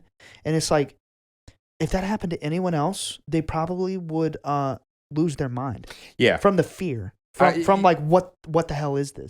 It's a bold, direct, instantaneous challenge of your reality. Yeah. It's like, what do you think about this? Yes. It's like, if you hadn't seen so many things prior, there's no chance that wouldn't have completely messed you up. Well, look at, our brother Chris Jr. He was 17. He had a very close conscious encounter with entities for 2 hours. He couldn't talk about it for years. He couldn't even talk about it. He couldn't even talk about it. I can't even begin to imagine. I've had my my like very few experiences are nothing like the magnitude of what you guys are talking about. Like, like my experiences are similar to, I would say, what most of the experiences are, which is a faraway orb, safe, comfortable, that is obviously behaving in a way that's not a physical craft. It's not a plane. It's not a drone. It's like, it's very plainly obvious. It's always been very far away, a small orb, and moving in an obvious fashion. Never right in front of me. Never in a room with you. Never a giant orb. Never a face in a window. Like, dude, that is mind-blowing. Yeah, and that's the thing, man, is it's like, it's a blessing and a curse that we've lived with, and you try to tell people what this phenomenon is, and you tell them, like, this is what it is, this is why I know what it is. And I feel this immense pain in my heart when I look people in the eyes and I tell them like what I've lived through since I was a child, and they just give you a blank stare, and you already know. I can read people like a book when I tell them this. You already know they don't believe it, and it's like, damn it, dude. Like, am I cursed to be known as the liar for the rest of my life? It's funny because like, it's people don't understand the magnitude. Yeah. Like, you know what I mean? When you, because what do you have, a few seconds to tell them like the past, decade and a half of experiences y'all have, you know what I'm saying? So it's that first impression thing where it's like, they just don't understand. They don't understand the magnitude, the multitude of experiences. But yeah, dude, what are you going to do? How did you feel when like the government started showing up on our door when we were kids, dude? We never really talk about, well, we do a little bit, but I want to hear you flesh it out a little bit. Did it? When I was younger, I thought it was pretty cool. Yeah, right? It was cool. It was a source of validation. Yeah. Like, if somebody's going to tell me, somebody will use their experiences and use their knowledge to make a judgment on me and my experiences and tell me what it is or what is not. Mm-hmm. To have something in my back pocket like NASA is saying otherwise. Yeah. It's pretty nice. Yeah, that's the thing, man. Like, it's a double-edged sword. Like, that's why I think initially our family, we got so involved with the government, is because, like, obviously, man, just, if you're listening right now, if you're looking for a hand, you're going to accept the one that is offering. You're going to accept the hand that comes to you. Man, literally, NASA showed up on our door, knocked, said, I just drove from Cape Canaveral. Can I come in? Is your dad home? And Hal was such a he was cool, dude. Really? Yeah. He was cool. Hal was an interesting man. I don't think I ever met. I think that's like one of the ones you met. I think you did, dude. He was around the most. Oh, okay. Yeah, he's been around since we were in high school. Oh, then I must have. Dude, you know how many he drove to Emily's graduation from college? Yep. Oh, I totally. Yeah, absolutely. He was a real old man. Yeah. He was the astronomer dude. He gave me the tektites. So nice. He had like 3 PhDs. Yeah, so nice. Yeah, really cool. Yeah, dude, that guy was low-key a super genius. He had to take meds to slow his brain down. Yes, he was very, very smart. Yeah, he was. And that's a flex. Yeah, dude, for real. And low-key, man, Jeremy, I don't know if you know this, but if you read his books, he literally goes and now naturally he gave us all of his books and we didn't read a single damn one of them. Dude, I haven't read a single damn book that anyone's given me. Isn't that sad? No. But it's hard when you... The expectation, like, hey, I'm giving you this book with the expectation that you read it. I'm like, you need to manage your expectations. Yeah, I got thank you. You need to manage your expectations. Yeah, come on. But he gave us so many books, and like, it's sad because I saw this from some person on Twitter who posted a screenshot. And I'm like, oh my God, like my family's acknowledged in this book and he's writing about this. Hal Povenmire said in his own words in his book that he was trained by Allen Hynek. J. Allen Hynek? Yep, J. Allen Hynek. He was literally trained by him. Did you ever know in the later years of Hal's life, he disclosed to Dad that he was a former CIA analyst? No. Yeah, dude. That guy was like... I think he might have been some Majestic 12 level shit. Dude, he wrote me a recommendation to college. No way. Yeah, he did. That probably goes a long way. I got into college. Somebody from NASA gives you a recommendation. Like, I got into college. Dude, look, get this, Jeremy. In my adult years, things have really started to click for me. Hal wrote in his own words, bro. He wrote that he was trained by J. Allen Hynek to infiltrate the homes, the family homes of people who claim to have experiences and get on good terms with them and, so to speak, like get in bed with them. You know what I mean? Yep. Yeah. To debunk them. Yeah, that makes... That's what he did to us. Wasn't that Project Blue Book? But he couldn't Isn't that debunk... what Yeah. Project Blue Book was? But he couldn't debunk us. Yeah. For 11 years, dude, he tried to debunk us, and he eventually came out like, I can't debunk this. And then he started writing about us in his books and shit. It's crazy, man. Isn't that book in the Library of Congress? Yes. What? Literal spies came to our house for years, Nick, trying to debunk our family. There's a book that has details of your story in it in the Library of Congress. I think it has a picture of Dad. No, I don't think it has the details of the story, but we're in the book. That's what I meant. Yeah, That's what I meant. in the Library of Congress, yeah. I mean, Dad's pictures in the Vatican Secret Archives. But I've seen that photo. Yeah. But that's just the crazy thing, dude. Is like, Jeremy, when we look back, bro, we realize when we were kids, it was all hunky dory. We get to meet the spies and get the gifts and shit. But turns out the whole time they were spying on us, dude. Yeah. They were trying to debunk us. I still have that CIA coin, dude. I got mine right here. Mine's in my car. But it's on this little shelf. Yeah.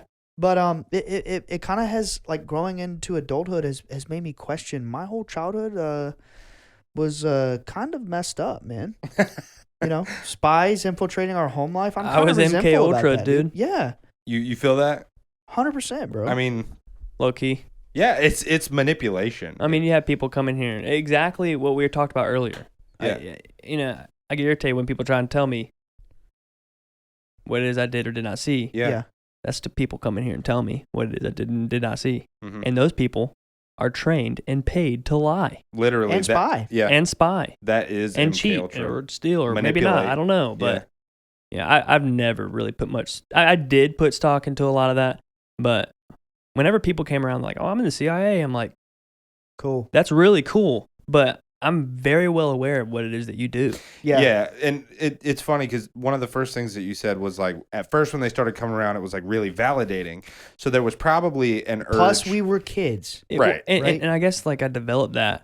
What is that? that like trepidation. Yeah, I guess sure. Whenever they kept coming. Yeah, I mean, And it's hard too, because I know many of these people by name, and it's like, well, I don't want to like defame anybody, but it's like at the same time, man, this was my childhood, and it's hard for me to just be quiet about this shit. Yeah, it's like, This was real. we're people too. Yeah. straight up, yeah. No one in our personal life wants to listen to this shit, That was the whole kind of like genesis of doing this podcast, was like we wanted to show that like the Bledsoes are just normal people, literally just straight up normal people too. Yeah.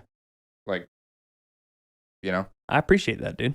yeah. I mean, it's Dudes. Do you like what we're doing with the podcast? Yeah, no, I do. I think it's pretty cool. I get like people follow me on Instagram now. It's cool. I'm plug them socials. I'm not very active on social. Really? Yeah. I mean, Yeah. that's probably for. Well, for we the have best. to be Yeah. to like push the podcast. Yeah, we for have sure. to be. No. Van of Steel. Hey, Yeah. plug that. Ryan said his favorite superhero was Superman, and most certainly so was mine. Him and Batman for sure. Do you have a favorite episode so far? Of our podcast. Yeah. Oh, Not Superman. I'm gonna say, well, I can tell you. I liked the What If episodes.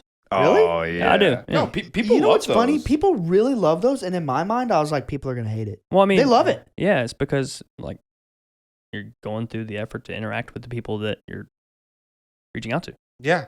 Okay. I love doing the What If episodes. I think we should do more of them. All right. Let's do one soon. And people seem to like whenever we do the What If episodes too. So, and the feedback that we got last time was that people like the full What If episodes rather than at the end of the segments. episodes. So, Let me go Yeah. ahead and say this though, while we're on the subject. The Bledsoe Said So official Twitters DMs are open. Please, I very much appreciate people sending what if questions, but I get them. Let me just explain this. I get comments on Twitter, comments on Reddit, comments on both Instagram accounts and Twitter accounts, DMs on both Instagram accounts and DMs on both Twitter accounts. Going forward, we would deeply appreciate if you only submit what if questions to the Bledsoe Said So Twitter, because it's getting overwhelming to try to separate all the submissions that we're getting, because I'm getting submissions on like 5 different platforms. So what I did was I opened the Bledsoe Said So Twitter DMs exclusively for what if submissions. So please feel free to like and whatever follow the Bledsoe Said So Twitter. yeah. And that is where we're going to be looking from now on to collect what if submissions, because it's just too scrambled for us to try and we're gonna forget a lot, we're gonna miss a lot. Yeah, totally. Going between if they're all in one place, it'll be way easier. We can get them all. Yeah. We appreciate all the submissions. It's just we want to actually not miss any. That's what it is. Yeah, that's all it is. Because they're very spread out right now. Yeah, we want to actually get to the questions, and we're getting. Dude, I got a good one tonight. Let's do it real quick. Let's do it. Yeah, dude, I got a what if question tonight. Jeremy, I want you to answer this one. Oh, no. The what if question was it was from somebody. We've actually read this individual's before, but he commented it publicly on Twitter, and it said what if sacred plants were bodies just like a human body but in a different form to inhabit consciousness? Whoa, wait. It's almost like, I feel like those bodies that before they became plants were like doctors or something. Wait, whoa, hang on. I can try to find it real quick. They're medical. Rephrase that. I'll just read it.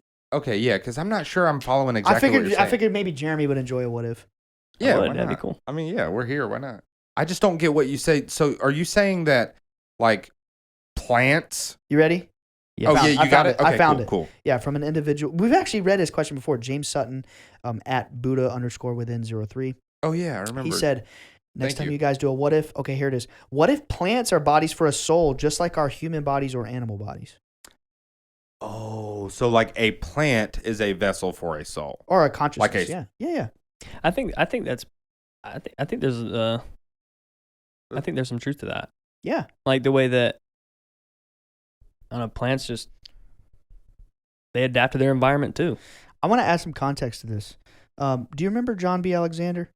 Yes. Yeah. He did research not only for Project Stargate, developing a lot of the secret psychic spy stuff, but he also did other type of research with the Stanford Research Institute. A lot of consciousness parapsychology type research, like fringe cutting edge science. And one of the things they did that they found statistically significant results, which basically means true, was they would hook these nodes to plants, and they would measure the consciousness of the plant by having an intention in their mind and then a control, meaning they fake the intention. And they would take scissors and they would go to cut the plant. And if the intention was actually to cut the plant would shoot off signals that it was in distress or fear. Now, when they had the intention in their mind that they weren't actually going to cut the plant, but they put the scissors to the plant, no signal. What? Plants are conscious beings like we are. Yeah, and we've discussed that before. Wasn't one of the what ifs about psychedelic plants having consciousness? Or if we ingest... Do we ingest their consciousness as which, well? I mean, I think it's a very similar... I think I've heard stories about, people who when they grow plants, they give positive affirmations to their plants and talk. We've talked about that on the podcast. Is that where I heard that? Yeah. I think you heard me say that. Your brother. Yeah, it's probably where I heard lovely, that from. talented brother. But I mean, God. I am talented. Right? You are. You're pretty talented. I just wanted to hear you say it. You're talented. Thank you. Talented. You matter. Thank you. But no, I mean, he's my dad too. I hear things too. Yeah. Yeah. Jeremy said so. Yeah.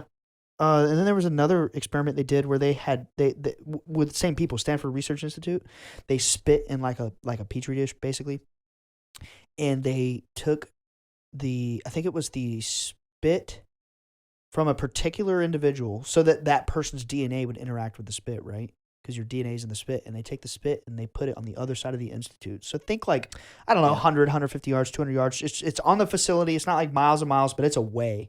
Mm-hmm. And they somehow figured out how to measure similar sort of bioactivity within the spit when they measured certain distress signals on the person. They were able to conclude that it would resonate in the DNA. The DNA within the spit was conscious. So no matter where the DNA was, if the host of the DNA, yes, whoa, yes, it was. They were entangled. That's almost particle entanglement. It's almost similar to particle entanglement, bruh. And then you get into spooky witchcraft, action at a distance. Then you get into witchcraft and how they do shit like take your hairs and shit. I don't know, man. There's something about DNA That's a good point. Like voodoo type Yes. shit. Like they need Yes. your hair.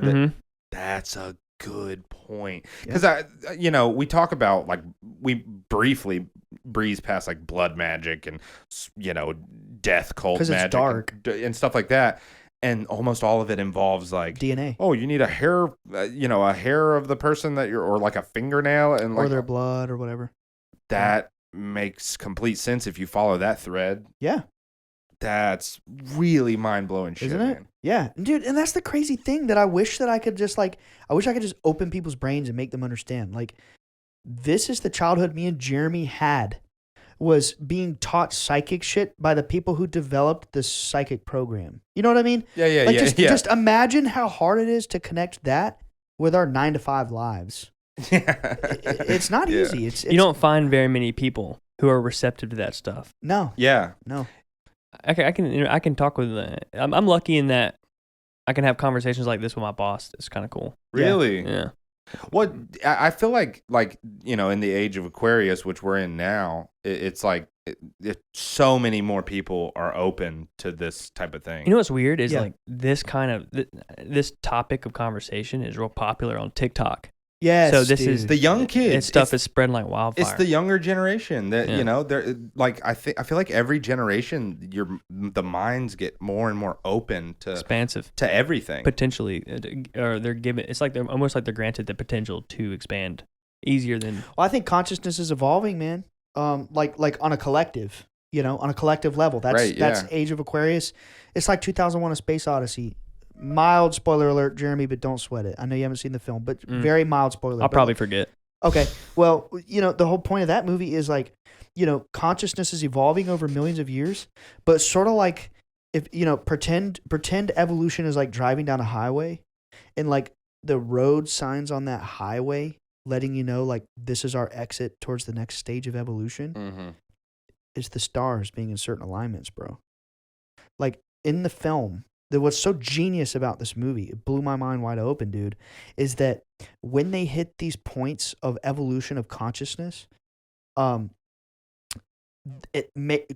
is a genius with the way he presents things visually. He makes a serious point to show the monolith pointing towards an astronomical alignment of... Yeah, it's right here, bro. It's right here. That's in the movie. The monolith is always pointing towards Saturn and Jupiter. Kubrick is telling you esoterically, like the stars are telling the roadmap for the journey of the soul. All the ancient religions are based on the stars. Oh, yeah. Jesus may very well be a very ancient, actually like an eternal myth. It's a clock cycle, and every different civilization that comes in gets another face to this myth, like Jesus, Horus, Osiris, Dionysus, King Arthur, Krishna, etc., etc. Mm-hmm. But truly, that same story is told eternally in the stars, and on a collective consciousness level, we're just playing through those myths on a collective level, but also every one of us on the microcosm are living it on an individual level as well. That like individual hero's journey of the soul thing. Yeah, but it's also collective, right? And the collective as above story, yes, and the collective story is told in the stars. Mm-hmm. Age of Aquarius is that point where like we're going to start understanding these advanced levels of consciousness because we're at that exit now. It's time to take that exit and walk in this knowledge. Yeah. That's mega epic. Yeah. And that's a pretty good point to cut off unless you have anything you want to add, Jeremy. I was going to say, I feel like that what you just said is the exact opposite of what those in power want. Yeah. Oh, yeah. And then the systems that are built by humans are made to control humans. Yeah. And that fear, evil, all that is created by people, but nothing in nature is evil. No. Nothing in nature is evil. I agree with that. I agree. Yeah, absolutely. And we talk about like Gnosticism a lot on the show. Yeah. And how like the opposite of spiritualism is materialism. Right. So like those people who want the peak of materialism, they have to suppress our spiritualism in order to like strive. They don't want for us that. to consciously evolve. That's the exactly thing. Right. That's why they're the more shit. things you have to put your hands on. Especially in the last few decades, I believe that's why there's been such an obsessive push from these elite, pyramid power structures to like basically worships science as a doctrine. Like, don't ever question the dogma of science. Don't ever question it, bro. Have you read the science? It's like, no, but have you? You know what I mean? Like, science is the new religion. There's nothing inherently wrong with science, but I believe scientism has been weaponized by the elites to make us like stuck in this materialist worldview. Bruh, System of a Down said it. Yeah. Science has failed our world. Spirit moves through all things. Yeah, bro. Come System on of a Down now. is my favorite band for a reason. It's definitely one of my All-time favorite bands band. too. For sure. Yeah. Is there anything we haven't gone over that you want to go over, Jeremy? I did want to make one point. Oh, Do it. So, that night, my buddy Raj. Uh-huh. Shout out Raj. Shout out Raj again. I remember I told y'all that I was looking to begin with. You know, I was looking and I had relegated to the idea that it's like, all right, I want to see something. well, no, I came to the conclusion that like, all right, well, you don't want to. It's not the night for me. I walked away from that. Oh, So it walked away from me. gotcha. You know, and then I saw we encountered whatever that was, and at that point I was like, dang, they watching, and they listening, and I was shook for a few minutes. Really? After that. Yeah. I had that moment when I was 18. At the thought of like, oh, they're intently listening. That's kind of what shook you in that And moment. not necessarily that they're listening to my conversations and I should curate my speech to not offend them type thing. Right. But more so like they really are watching. The beings. It's like, yeah. Was it knowing that they care, or like knowing that you're on their radar? Oh, Something to that effect. no, not nothing that would lead to any like delusions of grandeur. Like, oh, I'm the Sure, chosen of course. one. No, of course. Yeah. No. I'm the shonen master. No. But I mean, you are the shonen master. You are the shonen character of your own anime. Yeah, you've seen more anime than anyone I know at this point. I would. Agree. I've seen a lot. He's seen hundreds. Yeah, I've seen hundreds. Nothing I've wrong never with heard. that. No, Anime's sick. I like it. Yeah. But no, it was just I had come to the conclusion that since I walked away from that, it had like the door was shut, and there's no going back. There's no opening the door again. But they really be watching. It's not just me. Of course not. No, It's yeah. people. Yes. Yeah. They watching. Yeah. I think it's people. And if you like, and it kind of reinforced the notion that if you keep going about life with a more optimistic perspective and adapt more of an empathetic lifestyle and demeanor, then They'll appear. yeah, and the good things will, like you preach. I firmly believe that good things will happen to you. good things will follow suit. Yeah. That's deep. And son. if and one thing that Damn. I really try and live on, like kind of like a motto of mine, is you neutralize negativity with positivity.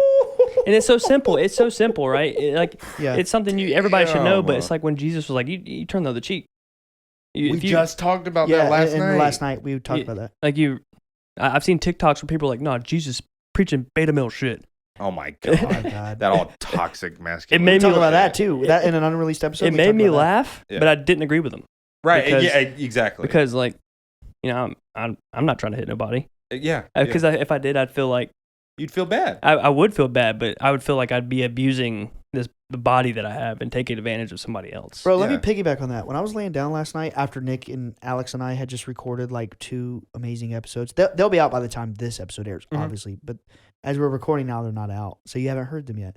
But after we recorded them, I was laying down in bed and I just started to realize like, oh my God. Based on the conversation we had while recording, I was thinking about it. And I started to realize like, dude, think about this. When you're going through your life following the true principles of like Tibetan Buddhism, Dzogchen, trying to reach that rainbow body, trying to get to the higher levels of consciousness, you begin to realize as you hit new levels of awareness, you become more sensitive to vibrations. You do. Think about this, man. We all like have drank heavy at some point, just partying. Nothing wrong with that. Yeah. I'm not condemning anybody, but I'm at a point in my life now where I'm getting older, I'm maturing, and I'm starting to realize truly the vibrations within my body that I feel after I consume certain things. I never cared about that before. Mm-hmm. But it's like, as I'm hitting new levels of awareness and like understanding like health and wealth and happiness and how the health of the mind and body and spirit are truly connected, I'm starting to become more sensitive to those vibrations. Like, this might sound weird, but like, I truly don't care to drink even like casually as much as I used to. Yeah, me neither. Yeah. Not condemning it. It just doesn't like make me feel good. Right. Anything that You know? makes me feel physically bad, I don't want to pretty do it much not anymore. gonna do it. Yeah, I just want to avoid it. Yeah, and I would certainly say, like, I have pretty much cut back 100%. I still, it's occasional for me now. Yeah. Whereas, before maybe it was like 3, even possibly 4 times a week. Now it's like once every 2 to 3 weeks, maybe. Yeah. And again, I'm not condemning anybody for any sort of. No, of course I'm not not. saying No. that. I'm just saying personally for me, I've begun to notice that I am becoming more acutely aware of like the subtleties and sensitivities of my like mental, spiritual, and physical vibrations. I can't explain it. Maybe, hopefully that makes sense. But like, it's like what you're saying, bro. As you're reaching higher levels of consciousness, I think you become more sensitive to vibrations. Yeah, And I I would agree with think- that. I think the and most- that plays into what you said about mom earlier. She can feel what people are Oh, yeah. going through things But you know what's the thing because about she's mom, been through man? a lot of shit. Yeah, she Yeah. has been through a lot of shit. And I've started to notice, especially in our mother, dude, she's one of the most intuitive, gifted people I've ever met. In terms of intuition, empathy, empathic abilities. I've started to notice this by observing her my whole life. I've started to notice I'm a lot like my mother. It's funny. My personality is exactly like my mother's. Every bit of it. Personality, Mhm. right? Not Right, yeah. like all of my abilities, but personality wise, I'm like my mother. And I've started to notice I'm becoming increasingly more like her. Like I'll notice that I get burdened with worry over seemingly nothing. Mm. And I'm starting to I understand. have a lot of that. Yeah, Same. but I'm starting to understand, dude. As you become more intuitive, you begin to become aware of like why you even worry in the first place. I think there's something to be. Yes, I agree with that. Yeah, The way you said that, I agree with that. it's because like it's weird. Like I can follow a train of thought in my head, yeah, and I know exactly how physically I will feel if I follow down entertain that thought. idea. Yeah, I know physically how I'll feel. I know how long I will physically feel bad. Like I know exactly what's going to happen. And so it makes it very simple for me to divert into a new train of thought. Grab, pick up an instrument or, pick up a video game, go play golf. Yeah. I guess what I'm And trying to start focusing say on other things. is I'm starting to become aware of the fact that when I pay attention to my thoughts, my certain thought patterns, it affects my body. Yep. If I let worry creep in, over work or whatever, the podcast, like, are we doing the right thing? This, that, just random stuff. I start to notice it can mess my entire day up if I let that creep in, and you begin to become, it's an ancient saying that's very heavy in esoteric circles. It's know thyself, right? It's like the secret to reaching higher levels of consciousness. It's not like, let me go find this teacher. Let me go find this guru. The secret is looking within yourself, becoming sensitive to like the subtleties of your own mind and your own consciousness. And like Jeremy said, trying to neutralize those negative feelings. It's like this, man. Everybody has a light and a shadow, Yeah. right? I believe Everybody. that. Yeah. And this is what I realized. The brighter your light, the darker potential for your shadow. Yeah. You got to figure out how to reconcile both. You got to tap into that light and shine a light into that shadow part of your consciousness. Yeah. Yeah, that's an eloquent way of putting it. Yeah, I would agree to that. Yeah. Sick, boys. Sick, boysies. Sick boys. Sick, dude. Well, we wrapping it up? Wait, did we make a crystal reference? I'm just kidding. Yes. Jeremy, you want to close us out, man? This is You what know I what we think. say, right? This is what I think. First of all, thank you so much Yeah, for thanks, doing the dude. episode. Yeah, with thanks for us. having We me. love you. That's not happening. And I think on the count of 3, we give the camera a bye, guys. Okay. Yeah? All right. All right. Can I hit Well, it down? first, can I say thanks for having me? Oh, And yeah, I do dude. want to say this though. Oh yeah, please. Me, I thought this would be a good opportunity to tell y'all as opposed to in person, but in person. Is this going to be new news right now? No. Oh. It's just something I've had on my mind. But this show gives me courage to talk about my life. Really? which I've not otherwise had. Oh, Hell damn. yeah, Yeah. dude. Damn, Because man, when you meet nothing but opposition, you train to think and you learn to you begin to understand what's going to come from speaking of a taboo. Can I level with you, dude? yeah. Always. The reason that I wanted to do this show so bad when I was finally on board is because what I wanted to do was I wanted to truly transmute all the hatred and negativity and abuse we received from people in the public all those years ago, and I wanted to transmute it to be positive for our family. Yeah. And I think it's working.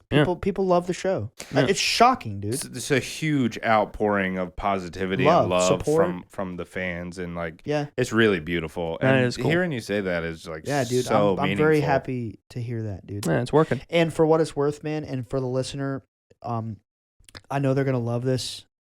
I hope they do. I hope so, too. This was killer. As far as like the Bledsoe family is concerned, now that we've broken the ice, Dad's been on the show, although that's not out yet as we're recording this. So technically, we recorded you first, dog. But as far as the Bledsoe family is concerned, we're gonna have an open door policy. So like, anytime you're in town and it's a recording night, Oh yeah. hop in here, bitch. Whenever you want. Whenever you want. Doesn't matter what we're talking about. Yeah. Like I might have to in get here. my own headset, so I'm still Eventually, Alex. you go. Eventually. There Shout you out to go. Alex. Yeah, Yeah. and we do have a fourth mic. We just producer handshake. Thank you, thank you, producer Alex. I almost broke the mic again. Nah, it's good. But hey, Joe Rogan using that mic? Joe Rogan's the man. That exact mic. Hey, what about us, dude? Oh I'm just my kidding. Y'all are the men. I'm craving your approval. Y'all dude. are the men with the little M, but he's the man with the big M. Well, that's a Think lot. about it. Like big G, little G. God. No, Isn't that crazy? I got Bro, isn't that it. crazy? Like, this is real. No, honestly, sometimes it's hard to believe you're my brother. Why? You get a lot. You're killing it, dude. What? That's cool. Hey, you too, man. Like, Thank you. even though we're not brothers, it's hard to believe you're my brother. We're brothers. I mean, That's just cool stuff y'all are doing. It's crazy, Thank bro. you. But definitely we want to have you on a lot more. oh yeah, whenever you want. Open door. Revolving door. We do have a fourth microphone. It's Yeah. just we just had technical issues. We couldn't get Yeah. it plugged in today. It was But pretty eventually We're quick. gonna have Alex on. I got here late in the day. No, it's all Gucci, dude. It's all Gucci. It's all Gucci. It's all Gucci, bro. All right, you want to do it, bye, guys? Let's do it. Ready? 3, 2, 1. Bye, guys. Weird things happen in the backyard of the Bledsoe house.